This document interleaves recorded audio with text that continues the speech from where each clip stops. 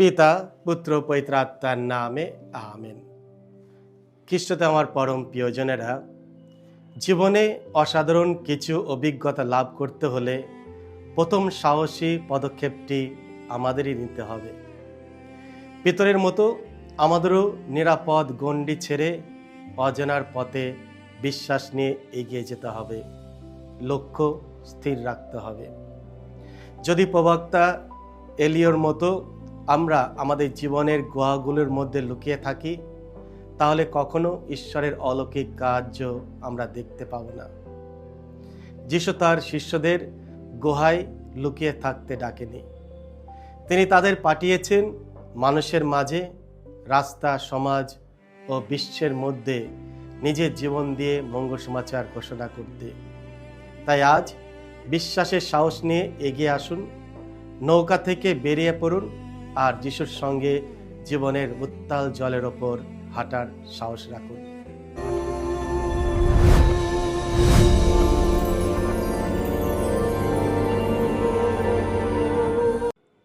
খ্রিস্টে আমার পরম প্রিয়জনেরা, আজ অগস্ট মাসের 9 তারিখ, সাধারণকালের 19তম রবিবার।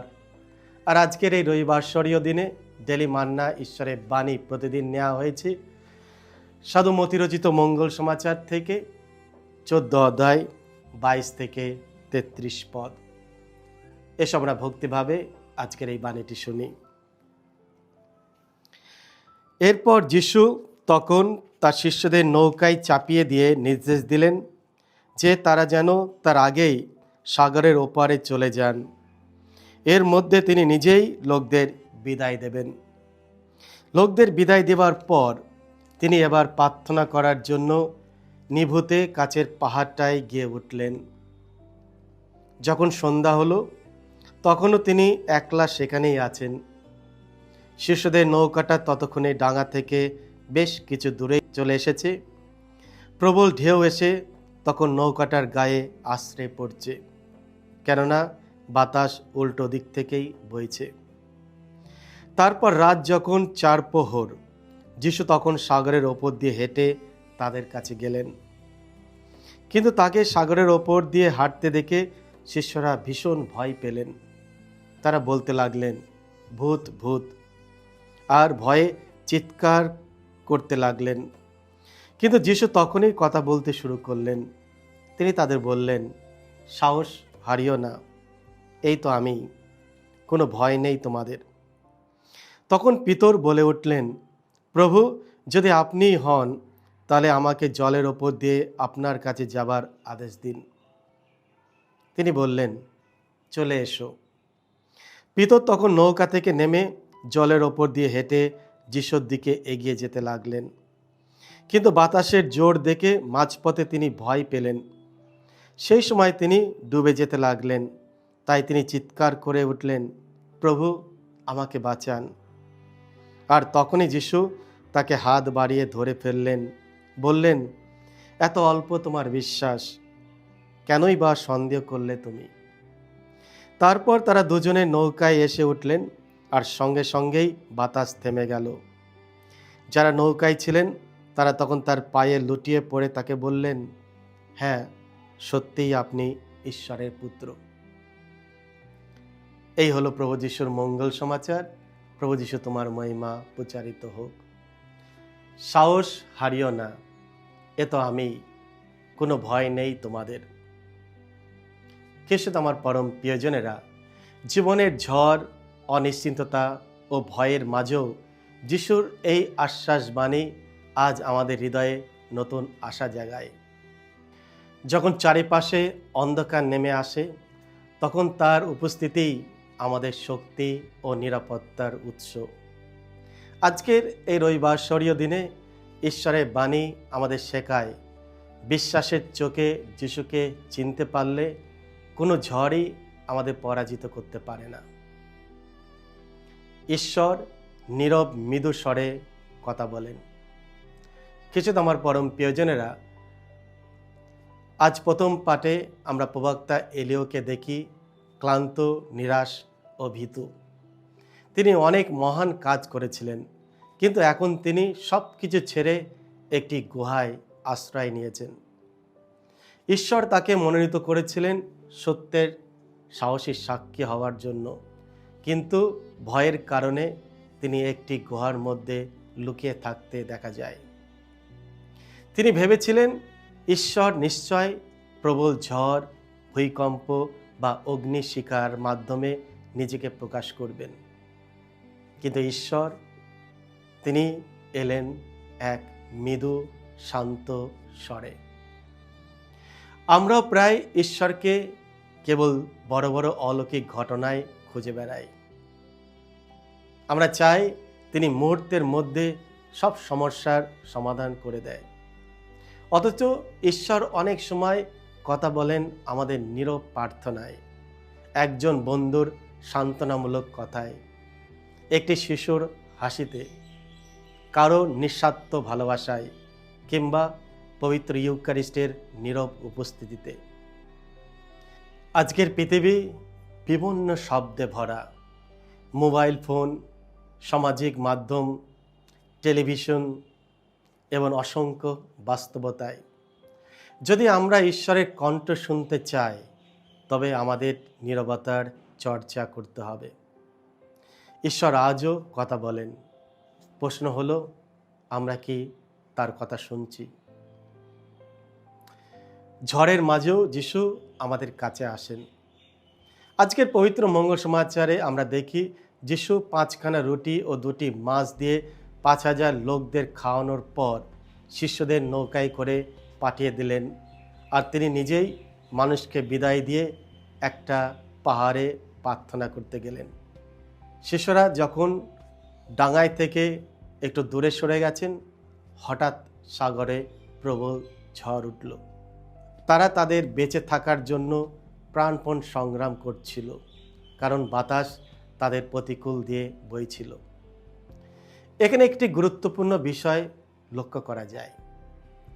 শিষ্যরা যিশুর আদেশ পালন করেছিল বলেই ঝড়ের মধ্যে পড়েছিল। যিশু যখন বললেন, তোমরা নৌকায় করে সাগরের ওপারে যাও, তারা কোনো প্রতিবাদ করেনি। তারা সঙ্গে সঙ্গে তারা নৌকায় করে ওপারের দিকে যাত্রা করছিল। আর সেই সময় তারা এই ঝড়ের সম্মুখীন হয়। খ্রিস্টে আমার পরম প্রিয়জনেরা, যিশুর অনুসারী হলেই জীবনে কোনো ঝড় আসবে না এমন প্রতিশ্রুতি তিনি কখনো দেননি। বিশ্বাসী জীবনে দুঃখ, ব্যর্থতা, রোগ, কষ্ট ও সংগ্রামের বিভিন্ন ঝড় তাদের জীবনে বয়ে চলবে, কিন্তু একটি বিষয় নিশ্চিন্ত, যিশু কখনো তার শিষ্যদের একা ছেড়ে দেন না। রাতের সবচেয়ে অন্ধকার মুহূর্তে যখন ভোর আসতে আর বেশি দেরি নেই, তখন যিশু জলের ওপর দিয়ে তাদের কাছে এগিয়ে আসেন। শিষ্যরা তাকে ভূত ভেবেছিল। কেন? তাদের ভয়ের জন্য। কারণ ভয় আমাদের চোখকে অন্ধ করে দেয়। সমস্যা বললে আমরাও অনেক সময় বুঝতে পারি যে যিশু ইতিমধ্যেই আমাদের পাশে উপস্থিত আছেন, কিন্তু আমরা ভয়ের জন্য তার উপস্থিতি অনুভব করতে পারি না। যিশু বললেন, সাহস হারিও না, এ তো আমি, কোনো ভয় নেই তোমাদের। পবিত্র শাস্ত্রে এই বাক্য বারবার আমরা শুনি। ভয় শয়তানের অন্যতম বড় অস্ত্র, আর সাহস ঈশ্বরের অন্যতম মহান দান। পিতর জলের ওপর হাঁটলেন। পিতর যিশুকে বললেন, প্রভু, যদি আপনি হন তবে আমাকে জলের ওপর দিয়ে আপনার কাছে আসতে আদেশ করুন। যিশু শুধু একটি শব্দ বললেন, চলে এসো। পিতর নৌকা থেকে নেমে জলের ওপর দিয়ে হাঁটতে শুরু করলেন। যতক্ষণ না তার দৃষ্টি যিশুর ওপর ছিল, ততক্ষণ তিনি অসম্ভবকে সম্ভব করেছিলেন। কিন্তু যখন তিনি বাতাস ও ঢেউর দিকে তাকালেন, তখনই ভয় তাকে গ্রাস করল এবং তিনি ডুবতে শুরু করলেন। এই সব কি আমাদের জীবনও হয় না? যখন আমাদের দৃষ্টি যিশুর ওপর থাকে, তখন ঝড়ের মধ্যেও আমরা শান্তি পাই। কিন্তু যখন আমরা শুধু সমস্যা, ব্যর্থতা ও সমালোচনা ও ভবিষ্যতের অনিশ্চিততার দিকে তাকাই, তখন উদ্বেগ ও ভয় আমাদের ডুবিয়ে দেয়। আজ অনেক মানুষ ঝড়ের কারণে নয়, বরং যিশুর ওপর থেকে দৃষ্টি সরিয়ে নেওয়ার কারণেই ডুবে যাচ্ছে। পিতরের সংক্ষিপ্ত কিন্তু শক্তিশালী প্রার্থনা। ডুবতে ডুবতে পিতর একটি ছোট প্রার্থনা করলেন, প্রভু আমাকে বাঁচান। এটি বাইবেলের অন্যতম শক্তিশালী প্রার্থনা। তিনি দীর্ঘ ব্যাখ্যা দেননি, তিনি শুধু বিশ্বাসের সঙ্গে সাহায্য চেয়েছিলেন, আর সঙ্গে সঙ্গে যিশু তার হাত বাড়িয়ে তাকে ধরে ফেললেন। যিশু প্রথমে তাকে রক্ষা করলেন, তারপর কোমলভাবে তিনি তাকে বললেন, এত অল্প তোমার বিশ্বাস, কেনই বা সন্দেহ করলে তুমি? আমাদের ব্যর্থতা যিশুকে আমাদের থেকে দূরে সরিয়ে দেন না, বরং তার করুণা অনুভব করার সুযোগ করে দেয়। যখন আমরা পাপে, হতাশায় কিংবা নিরাশায় ডুবে যাই, তখন আমাদের হৃদয় থেকে শুধু বলতে হবে, প্রভু আমাদের বাঁচান, আমাদের রক্ষা করুন। তার হাত আজও আমাদের দিকে প্রসারিত। সাধু পলের হৃদয়ের বেদনা। আজকের দ্বিতীয় পাঠে সাধু পল তার স্বজাতির জন্য গভীর দুঃখ প্রকাশ করেন, কারণ তারা অনেকেই খ্রিস্টকে গ্রহণ করেনি। এখানে তিনি আমাদের শেখায় যে প্রকৃত শিষ্যত্ব কেবল নিজের মুক্তি নিয়ে চিন্তা করে না। আমরা আহ্বান পেয়েছি অন্যদের জন্য প্রার্থনা করতে, তাদের কাছে বিশ্বাসের সাক্ষ্য দিতে এবং ভালোবাসার মাধ্যমে তাদের খ্রিস্টের কাছে নিয়ে আসতে।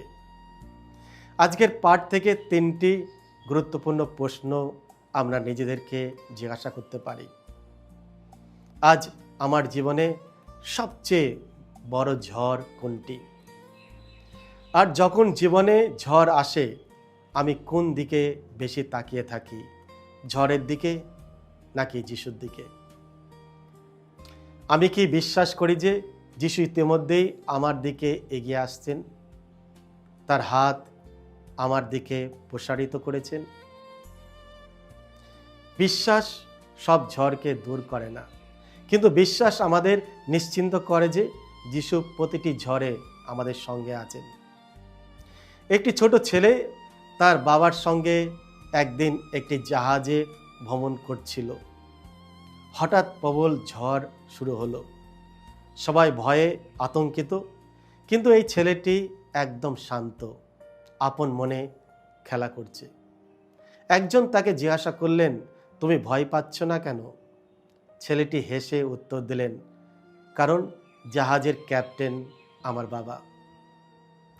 খ্রিস্ট আমার পরম প্রিয়জনেরা, এটাই একজন খ্রিস্ট বিশ্বাসীর আস্থা। জীবনের ঝড় যতই প্রবল হোক না কেন, আমাদের স্বর্গীয় পিতা সব কিছু নিজের নিয়ন্ত্রণে রেখেছেন। আর যিশুই বাতাস ও সমুদ্রের প্রভু। যিশু সেই একই আশ্বাস বাণী আমাদের শোনান, সাহস রাখো, এই তো আমি, কোনো ভয় নেই তোমাদের। খ্রিস্ট আমার পরম প্রিয়জনেরা, আসুন আমরা যিশুর ওপর দৃষ্টি স্থির রাখি, জীবনের প্রতিটি ঝড়ে তার ওপর ভরসা করি এবং একদিন শিষ্যদের সঙ্গে এক স্বর হয়ে ঘোষণা করি, সত্যিই আপনি ঈশ্বরের পুত্র। আমেন। সকলকে জয় যিশু। ঈশ্বর আপনাদের সকলকে আশীর্বাদ করুন।